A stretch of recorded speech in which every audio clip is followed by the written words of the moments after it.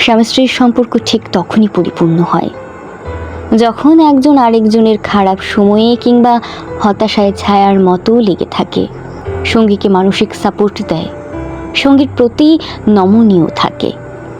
একটা বার ভেবে দেখুন তো, সঙ্গী যদি খারাপ সময়ে পাশে থাকে, সবসময় সঙ্গীর কেয়ার করে, সঙ্গীকে যে কোনোভাবেই হোক কষ্ট ভুলিয়ে রাখে, তবে কি কেউ সহজে হতাশাগ্রস্ত হয়? নিশ্চয়ই না।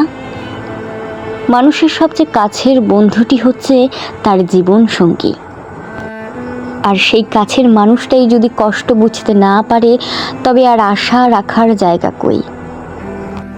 আমার কাছে বৈবাহিক সম্পর্ক মানেই কেবল সমাজ, ধর্ম কিংবা লোক দেখানো বৈধ সম্পর্ক নয়।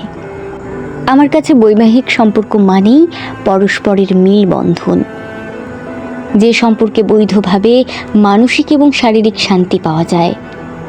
আর সেই বৈধ সম্পর্কই যদি মানুষের মানসিক অশান্তির কারণ হয়, তবে সেক্ষেত্রে ব্যাপারটা অত্যন্ত হৃদয় বিদারক, সেই সাথে দুঃখজনকও বটে। সঙ্গীর খারাপ সময়ে যারা সঙ্গীর সাথে দুর্ব্যবহার করে, সঙ্গীকে আরও দ্বিগুণ মানসিক যন্ত্রণা দেয়, তারা মূলত অবিকল মানুষের মতো দেখতে অমানুষ। আর এই অমানুষগুলোই স্বার্থপরের মতো শুধু নিজের ভালো দেখে।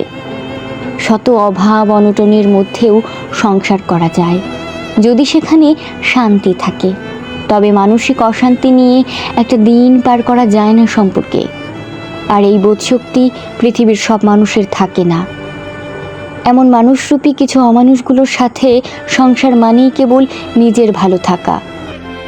সঙ্গী যতই অশান্তিতে থাকুক, তাকে ভালো রাখলে আর কিচ্ছুর দরকার হয় না। অথচ সংসার কিন্তু স্বামী স্ত্রী পরস্পরের দুজনের, যেখানে শুধুমাত্র নিজের ভালো থাকার চিন্তা করাটাই এক প্রকারের স্বার্থপরতা।